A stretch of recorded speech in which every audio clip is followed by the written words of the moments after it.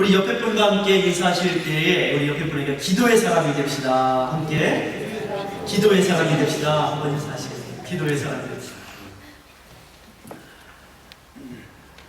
새해가 되거나 또 요즘처럼 이제 많은 교회들이 특별 새벽 기도회 특세를 하고 있는 그런 경우들을 볼 경우에는 많은 분들이 하나님 앞에 기도의 제목을 정하고 기도하는 경우들을 볼 수가 있습니다.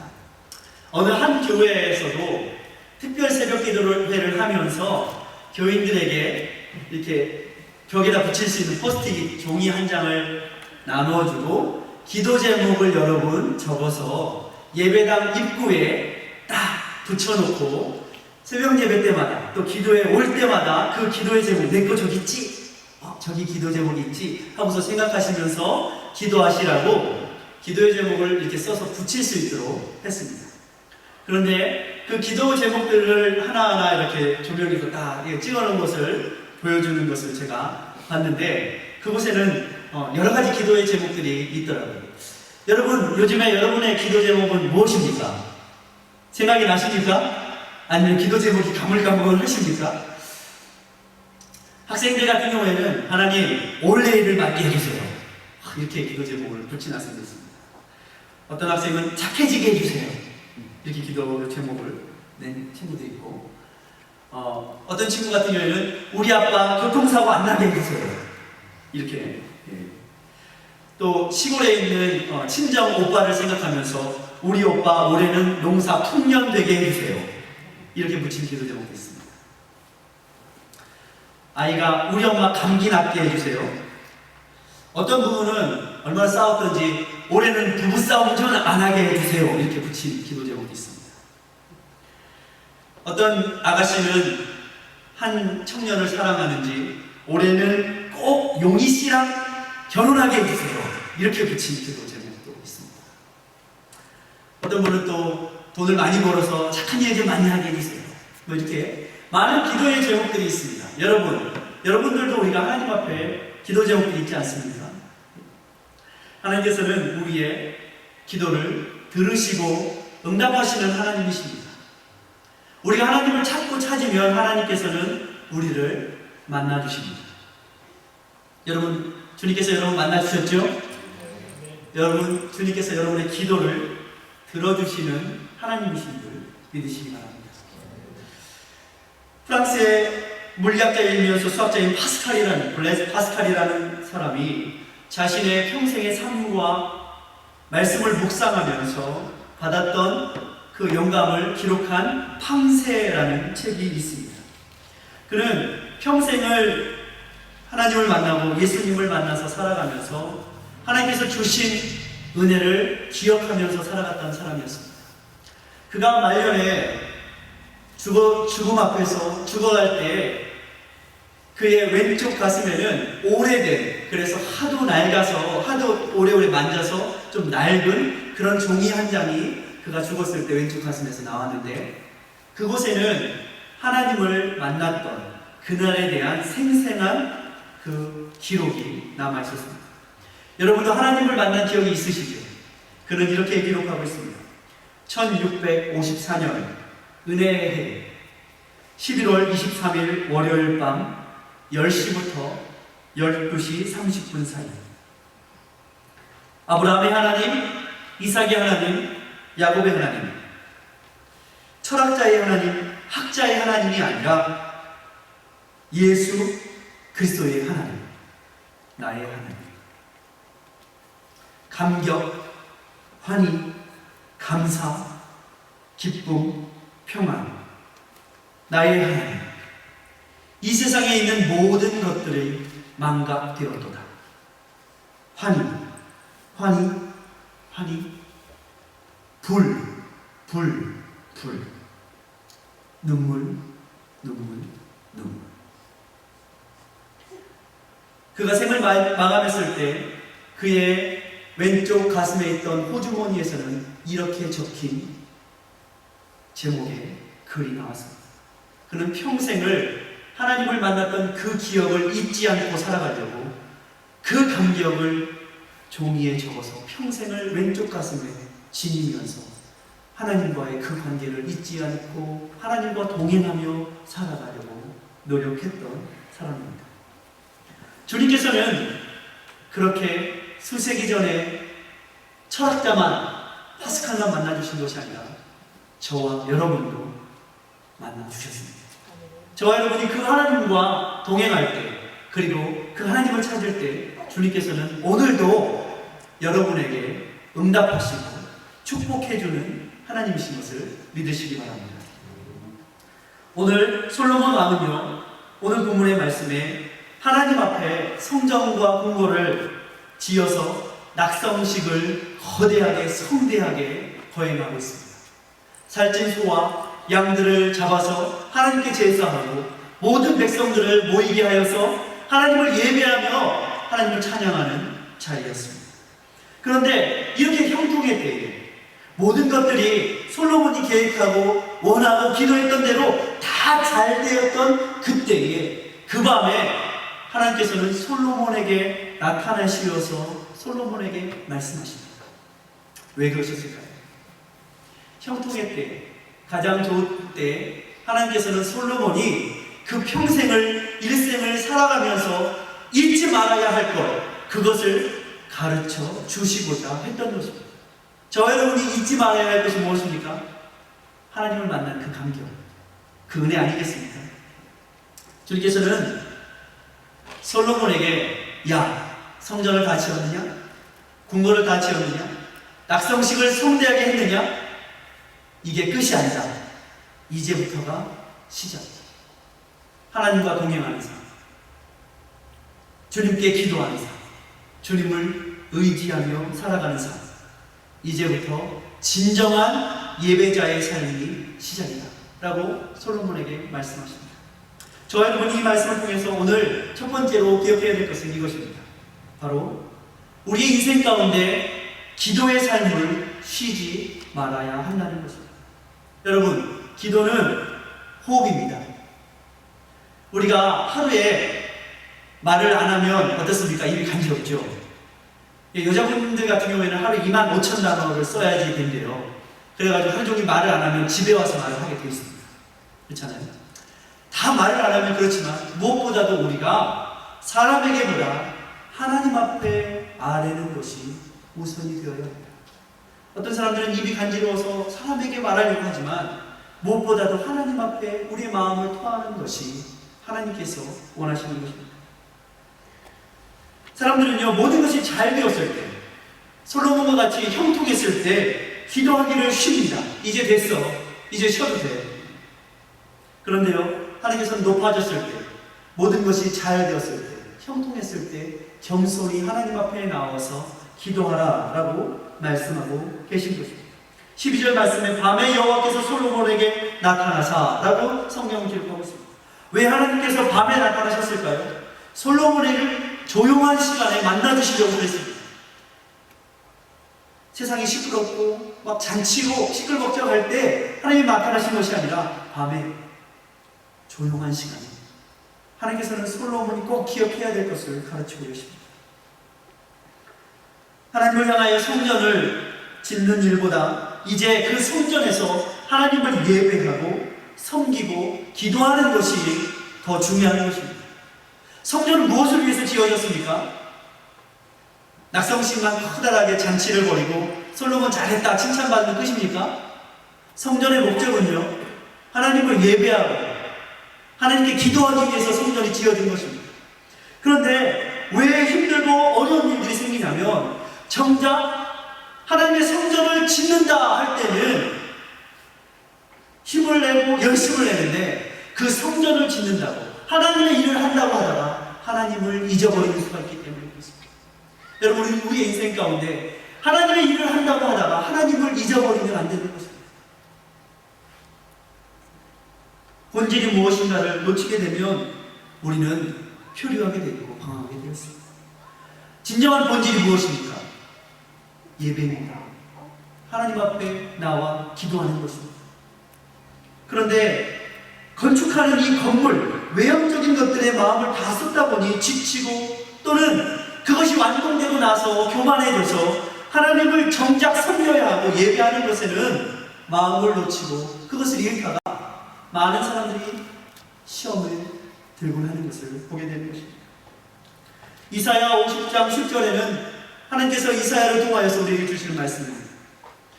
너희 중에 여호와를 경외하며 그의 종의 목소리를 청종하는 자가 누구냐? 흑암 중에 행하여 빛이 없는 자라도 여호와의 이름을 의뢰하며 자기 하나님께 의지할지어다. 진정 중요한 것은 여호와를 경외하고 여호와를 의지하는 것입니다. 흑암 중에라도 여호와의 그 말씀을 의지하고 의뢰하라고 주님께서는 말씀하고 계십니다. 우리는 진정 주님께서 원하시는 그런 예배자의 삶, 기도하는 삶, 하나님과의 관계의 삶 속에 있어야 합니다. 여러분, 결혼식을 왜 하죠? 결혼식은 결혼 생활을 잘하기 위해서 결혼식도 하는 것입니다. 그런데 결혼식만 잘하고 결혼 생활을 못하면 어떻게 되죠? 그럼 잘못된 결혼식. 성전의 낙성식을 왜 합니까? 성전의 낙성식은 이제 이 하나님의 성전에서 예배하기를 그치지 않겠다, 기도하기를 그치지 않겠다라는 마음에서 솔로몬이 수많은 소와 양을 잡고 모든 사람들을 불러서 이제 이곳은 하나님께서 거룩하게 구별하신 곳이고 이곳에서 하나님께 예배하는 곳이다 라고 모든 사람들에게 선포하기 위해서 낙성식을 하는 것입니다. 그저 펑으로 놔두기 위해서 성전을 지은 것이 아닙니다. 하나님은 그렇게 형통할 때에 솔로몬에게 나타나 주셔서 너의 기도를 듣고 내가 이곳을 택하였다. 여러분, 솔로몬의 기도를 듣고 어떻게 하셨다고요? 이곳을 택하였다 이렇게 말씀하셨습니다. 그렇다면 솔로몬이 성전을 짓는 내내 뭘 했다는 것입니까? 기도했다는 것입니다. 여러분, 우리가 기도해야지 추수의 때에 추수할 것이 있습니다. 기도하지 않고서 추수할 것이 있겠습니까? 여러분, 마라톤을 뛰겠다는 사람이 가끔 달리기를 하면 마라톤 뛰겠습니까? 하나님을 사랑한다고 하면서 가끔 기도하면 하나님께서 우리가 급할 때 들으실까요? 들으시지요. 하나님의 사랑이십니다. 그러나 우리가 영적으로 깨어있을 때, 우리가 평소에 하나님과 동행하는 삶을 살아갈 때 마라톤도 뛸 수 있는 것입니다. 주님 앞에 그 기도의 훈련이 우리 가운데 필요한 것입니다. 많은 사람들이 위기의 순간이 닥쳐야지 기도합니다. 물론 들으시는 하나님이십니다. 그러나 주님께서는 우리에게 늘 항상 깨어 기도하라고 말씀하십니다. 무시로 성령 안에서 기도하라고 말씀하십니다. 또한 기도하되 낙심치 말고 끝까지 기도하라고 말씀하십니다. 사무엘 선지자는 나는 너희를 위하여 기도하기를 싫은데를 여호와 앞에서 결탄코 범치 아니하겠다고 백성들을 향하여 말하고 있습니다. 디모데전서 2장 8절에는 그러므로 남자들이 분노와 다툼 없이 거룩한 손을 들고 기도하기를 원하노라 라고 말씀하고 있습니다. 여러분, 남자들이 기도해야 합니다. 어떤 분들이 그렇게 말씀하시더라고요. 교회에서 힘든 일들은 다 여자시키고 남자들은 뭐 결정하는 일만 해. 어떤 헨리 블레이컵이라는 사람이 쓴 책에 보니까 이런 글들이 있더라고요. 남자들이 거룩한 손을 들고 기도하라고. 왜일까요? 가정의 영적인 제사장이 남자들이기 때문에 그렇습니다. 베드로전서 3장 7절에는 남편된 자들아 이와 같이 지식을 따라 하나님의 진리의 말씀을 따라 너희 아내와 공부하고 저는 더 연약한 그릇이요 또한 생명의 은혜를 유업으로 함께 받을 자로 귀히 여기라. 이는 너희 기도가 막히지 아니하게 하려 합니다. 남자들이 하나님 앞에 거룩한 손을 들고 막힘이 없이 기도할 때 하나님께서 모든 일들을 이루고 가십니다. 사랑하는 우리 남자 성도 여러분, 주님 앞에 거룩한 손을 들고 기도하시길 주의 이름으로 축원합니다. 근데 여자분들도 같이 옆에서 어떻게 해야 돼요? 덮는 배필로 기도해 주셔야 합니다. 시편 77편 1절에는 내가 내 음성을 하나님께 부르짖으니 내 음성을 하나님께 부르짖으면 내게 귀를 기울이시리로다. 다윗은 그의 평생에 하나님께서 때마다 일마다 그가 부르짖을 때 들으시는 여호와 하나님을 경험하고 또한 그는 글을 써서 후대에 믿음의 사람들에게 남겨주었습니다. 하나님께서는 여러분의 기도를 들으시는 하나님이십니다. 두 번째는 이것입니다. 우리 인생 가운데 고난의 때가 반드시 옵니다. 형통한 때만 있습니까? 낙성식을 다 했다고 내가 원하는 대로 바라는 대로 다 되어서 낙성식을 했는데 그것이 끝입니까? 아니라는 것입니다. 인생을 살다 보면 솔로몬에게도 어떤 때가 있을 것이라고요? 고난의 때가 있을 것이라는 것입니다. 그런데 그 고난의 때에도 스스로 경비하여 기도하라고 주님께서는 말씀하고 있습니다. 우리가 아무리 깨어 기도를 하고 대비를 한다 해도요, 때로는 우리의 힘에, 우리의 능력에, 우리의 통제에 밖의 일들이 너무나도 힘든 일들이 있습니다. 그런데요, 그럴 때도 낭망치 말고 기도해야 합니다. 많은 사람들은요, 기도가 최선이다 라고 믿는 사람들이 그렇게 말하면서도 정작 일을 만나면, 정작 어려운 일들을 만나면 기도하기보다는 가서 내가 그것을 해결하려고 합니다. 내가 해야지. 이렇게 하면 돼. 저렇게 하면 돼. 하나님 앞에 앉아있기가 힘들어요. 왜 앉아있기 힘든지 아십니까? 앉아있다 보면 이렇게 하면 되지 않을까 하면서 빨리 일어서서 가서 뭔가 해보고 싶어요. 또 앉아있다 보면 내가 이렇게 하면 되지 않을까 하고서 또 일어서고 싶어요. 그래서 하나님 앞에 앉아서 기도하는 것이 참 어렵습니다. 그러나 여러분, 하나님 앞에 여러분이 의지하고 모든 것을 맡기면, 하나님 앞에 여러분이 손을 펴서 하나님께 모든 것을 올려놓으면 하나님의 손이 여러분을 위하여서 일하십니다. 이것이 바로 기도의 능력인 것입니다. 기도는요, 겸손한 자만이 할 수 있습니다. 하나님께서 나와 함께 하신다, 하나님께서 모든 것을 주관하신다 라고 인정할 수 있는 자만이 기도할 수 있는 것입니다. 하나님께서는 우리에게 때때로 재앙도 주시고 때때로 시험도 주십니다. 그러나 이 재앙은, 이 시험은 우리를 사랑하시는 하나님의 축복의 통로인 것입니다. 우리가 세상에 눈이 멀어서 하나님과 대화하고 교제함을 등한시하고 잃어버릴 때 하나님께서는 우리의 눈이, 우리의 귀가 하나님께 귀를 기울이기 위해서, 우리가 하나님을 바라보게 하기 위해서 때로는 우리에게 채찍도 드시고 회초리도 드시는 것입니다. 우리 앞에 장애물을 놓아두십니다. 내 입으로는 안 되는 일, 아버지 하나님만이 하실 수 있구나, 이것을 인정하게 하시기 위해서. 여러분 삶 가운데 문제없는 시간이 있습니까?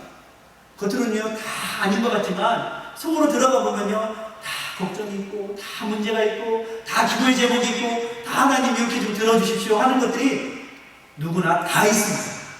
없는 사람이 없어요. 없는 사람 한번 손 들어보세요. 다 있으십니다. 다 있습니다. 저도 있고요. 기도 제목도 있습니다. 그런데요, 먼저 우리가 구해야 할 것은 바로 이것입니다. 아버지 하나님 도와주십시오. 제 힘으로는 안 됩니다. 우리 사업의 문제도, 건강의 문제도, 자녀의 문제도 하나님께서 하시는 거예요. 주님의 주권을 우리가 인정할 때 하나님께서 일하시는 것입니다. 아버지 하나님 일하려고 그러면 아버지 아직 가만히 있어, 내가 다 할게. 그럼 아버지가 일을 하실까요?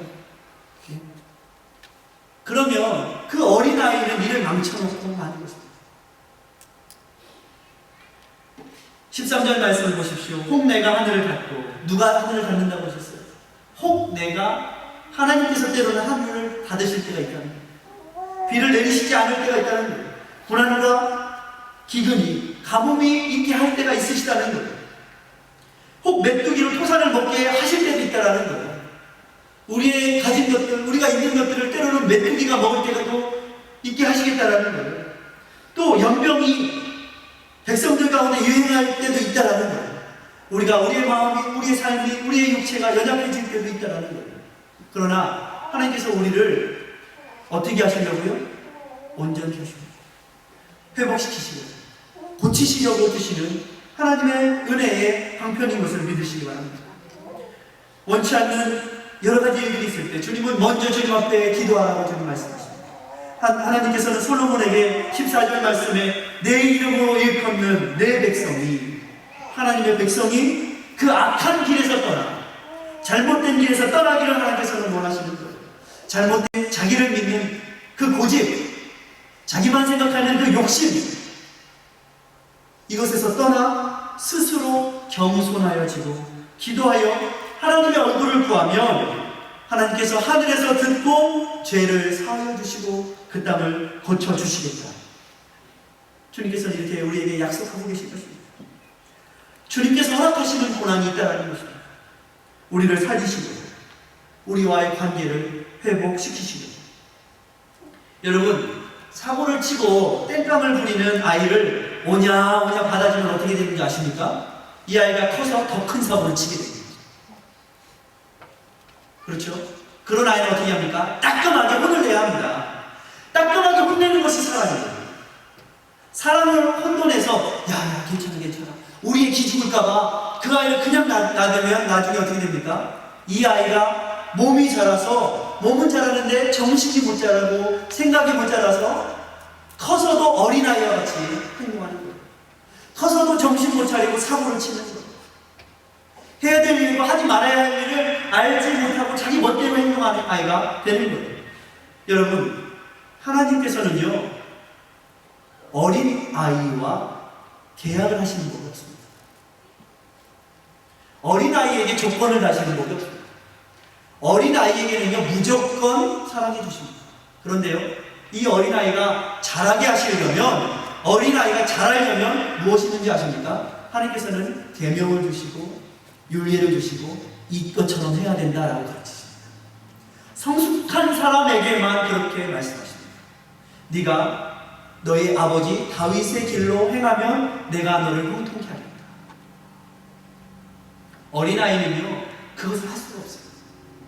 어린아이는 그가 자랄 때까지 그저 하나님께서 은혜로 돌봐주십니다. 그러나 이 아이가 성숙되려면 어떻게 합니까? 자기의 어린아이의 길을 버려야 합니다. 그리고 훈련되어야 합니다. 그래야지 성숙된 일을 할 수가 있는 것입니다. 여러분, 성숙되지 않은 사람에게 일을 맡길 수 있습니까? 없습니까? 자기 멋대로 하는 사람에게 일을 맡길 수 있습니까? 없습니까? 순종치 않은 자에게, 성실하지 않은 사람에게 하나님께서 일을 맡기십니까? 안 맡기십니까? 안 맡기십니다. 하나님 구원을 하세요. 사랑해 주세요. 그러나 일을 맡기시지는 않으십니다. 아버지 하나님께서는 자녀가 악한 길에서 떠나서 스스로 깨닫는 뭐예요? 자기 자신을 돌아볼 수 있는 성숙한 자리로 나가기를 원하시는 것입니다. 그리고 그 자녀들이 성숙되게 하기 위해서 때로는 어떻게 하십니까? 회초리를 대시는 것입니다. 응애 나라이를 때리는 엄마가 누가 있습니까? 아무것도 모르는 아이는 그저 젖을 먹입니다. 그러나 아이가 조금 자라서 사회성을 배워야 하고 교우들과 친구들과 사회 속에서 어울려서 살아야 하는 것을 배워야 할 때는 엄마가 이렇게 하면 안 된다, 이렇게 친구한테는 친절하게 해야 돼, 유치원에 가서 이렇게 선생님 말씀 잘 들어야 돼, 엄마가 가르치기 시작하는 거죠. 하나님께서는 이스라엘 백성들이 이 악한 길에서 떠나서 바른 길로 행할 수 있도록 하나님께서는 그들을 가르치시고자 때로는 어떻게 하십니까? 황청도 주시고, 때로는 비도 내리지 않으시고, 때로는 연병도 주시고, 이렇게 말씀하시고 있는 거예요. 그런데 이것은 우리를 죽이시는 일이 아니라, 우리를 영원히 멸망시키시려는 것이 아니라, 우리가 더 성숙되게 하시려고 우리에게 주시는 하나님의 시험인 것입니다. 자존심을 세우고요, 억지와 고집을 부리면 누구 손해인지 아십니까? 누구 손해일까요? 자기 손해예요. 자기 손해. 역대하 33장 12절 말씀에도 이스라엘의 열왕들 중에서 정말 악한 왕이 있었습니다. 누구지 아십니까? 므낫세 왕이 있습니다. 므낫세 왕. 근데 므낫세 왕이 굉장히 악한 왕이었는데 하나님께서는 므낫세 왕에게 이렇게 말씀하십니다. 그가 환난을 당하여 그의 하나님 여호와께 간구하고 그의 조상들이 하나님 앞에 크게 경배하여 기도함으로 하나님이 그 기도를 받으시며 그 간구를 들으시사 저로 예루살렘에 돌아와서 다시 왕위에 거하게 하시매 므낫세가 그제야 여호와께서 하나님이신 줄을 알았더라. 악한 왕임에도 불구하고 하나님께서는 어떻게 하셨어요? 그가 경비하도록 어떻게 하셨어요? 채찍을 드신 것입니다. 악할지라도 그가 하나님 되심을 인정했을 때 하나님 어떻게 하셨어요? 므낫세를 왕이 되게 하셨다라고 성경을 기록하고 있는 것입니다. 시편 22편 4절의 말씀은 우리 조상들이 주께 의리하고 의리하였으므로 그들을 건지셨나이다. 우리가 주님을 의지할 때 주님께서는 우리를 건지시는 하나님이십니다. 여러분의 삶의 주인은 누구십니까? 주님의 주인이십니까? 주님께 모든 것을 아뢰며 기도하고 모든 일을 행하고 결정하고 계십니까? 여러분, 이 자동차들이 우리 교회 앞마당에 보면 자동차들이 여러 종류가 있지 않습니까? 근데 여러 종류 중에 이 혼다에서 나온 파일럿이라는 자동차가 있습니다. 파일럿이라는 자동차의 뒤에 딱 이렇게 파일럿이라는 저희가 붙어있지 않습니까? 표가. 근데 그 앞에다가 어떤 분이 한 장 한 장 이렇게 사다가 붙였어요. 뭐라고 붙였냐면 스티커를 Jesus is my pilot 이렇게 붙였더라고요. 그래서 제가 그것을 딱 보면서 이야, 저 사람 참 기발한 아이디어이기도 하고 정말 저 사람은 그렇게 범퍼 스티커에다 붙인 것처럼 Jesus is my pilot, 주님께서 나의 인생의 조종사이십니다. 주님께서 나를 인도해 가시는구나, 그 고백이 저 사람의 고백이구나 하고 생각하면서 그것을 딱 보니까 감동이 되더라고요. 그래서 참 아름다운 삶이다, 저 사람 그렇게 살아가는 모습 참 좋겠다, 이런 생각이 얼굴을 보고 싶더라고요. 여러분, 우리나라에 최초의 그리고 최고의 비행사 신일덕 장로님이라는 분이 계십니다. 이분은 6.25 이후에 공군 조종사로 조종을 시작해서 그 후에 대한항공, 민간항공 대한항공에 들어가서 수십 년간을 몇만 시간을 비행을 이렇게 했습니다. 최고의 조종사.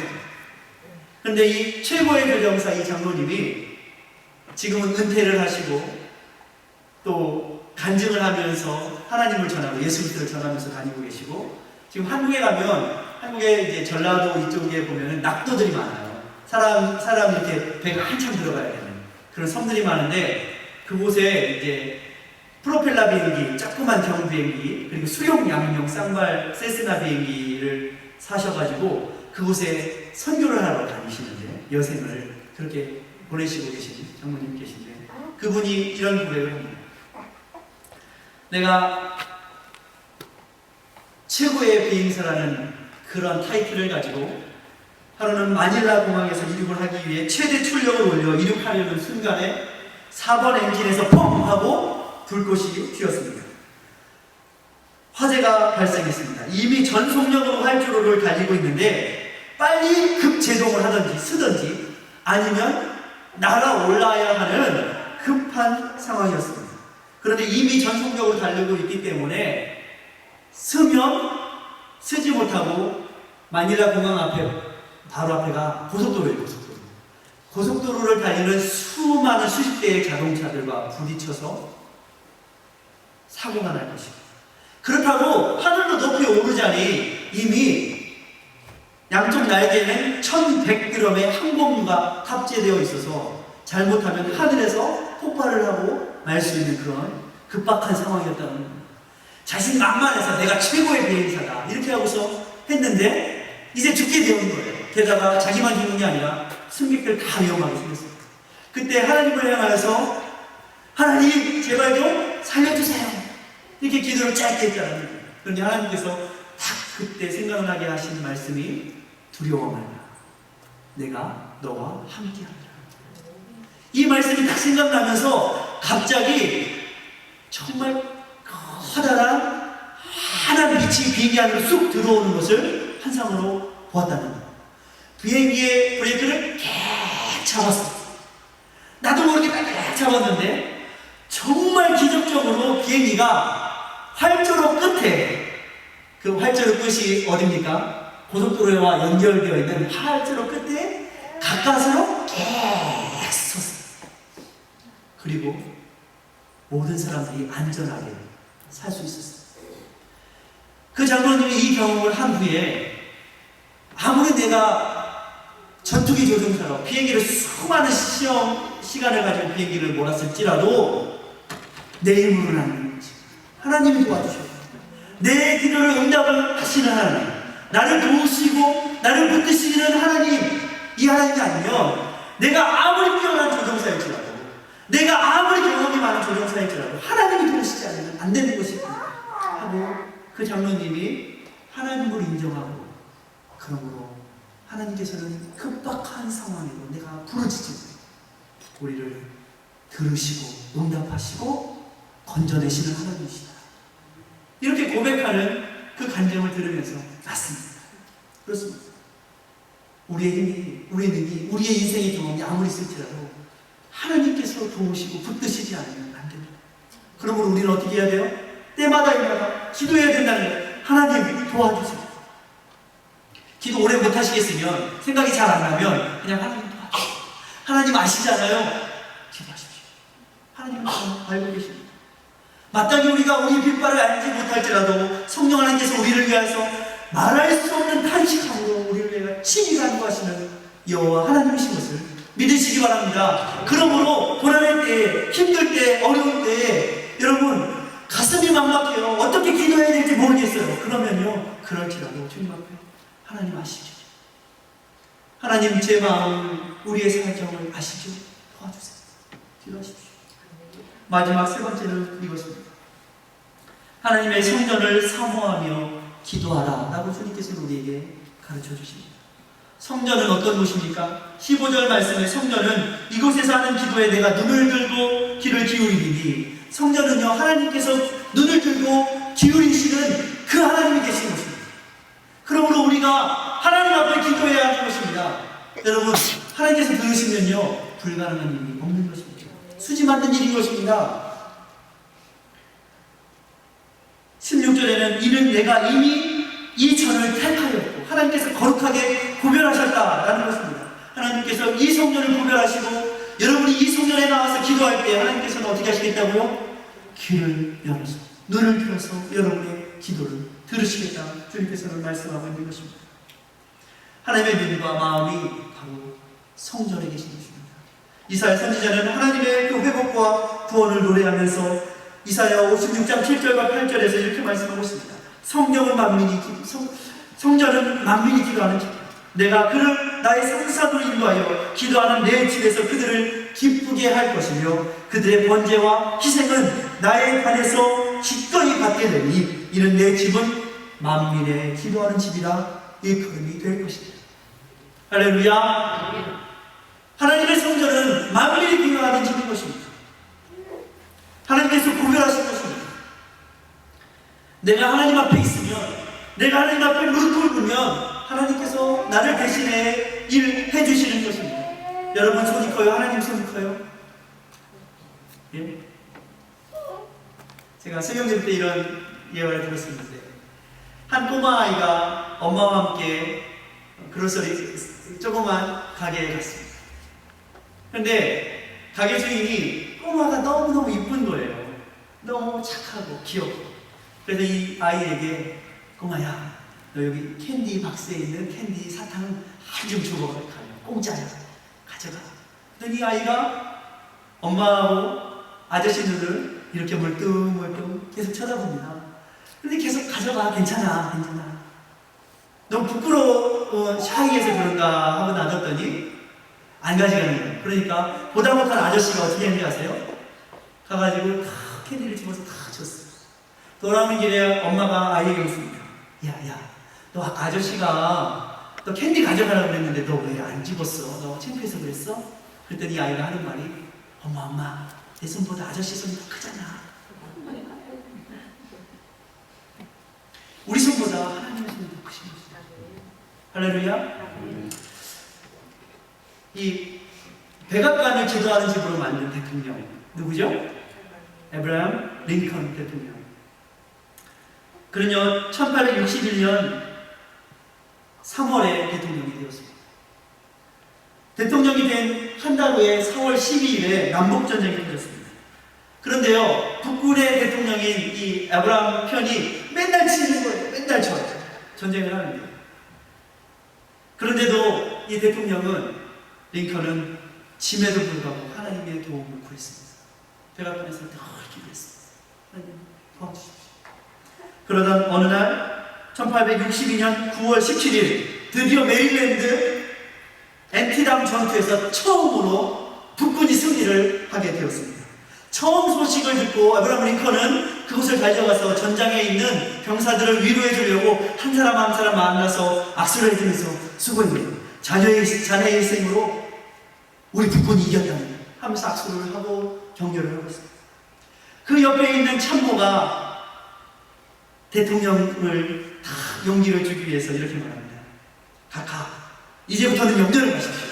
이제 우리가 오늘 승리했지만 앞으로 계속 이길 것입니다. 왜냐하면 하나님이 우리 편이시기 때문에 그렇습니다. 이렇게 말을 했습니다. 이 한 참모의 말에 링컨 대통령은 이렇게 말하고 있습니다. 오직 나의 염려는 하나님이 우리 편이신가가 아니라 내가 하나님의 편에 서 있는가 하네. 우리가 하나님을 향해 서 있기만 하면 언제나 하나님은 우리 편이 되어주신다. 하나님께서는 이 진리를 성경을 통해, 성경에 있는 다윗을 통해서 나에게 가르쳐 주셨다. 이렇게 대답했다는 겁니다. 사랑하는 성도 여러분, 우리는요, 내가 마음대로 해놓고 늘 하나님이 내 편 되주시기를 바래요. 내가 마음대로 해놓고, 그게 아니에요. 우리가 하나님 앞에 섭니다. 우리가 먼저 하나님의 나라와 하나님의 뜻을 구하고 있는 것. 그리하면 이 모든 것을 어떻게 하시겠다고요? 더해 주시겠죠. 하나님께서 약속하고 계십니다.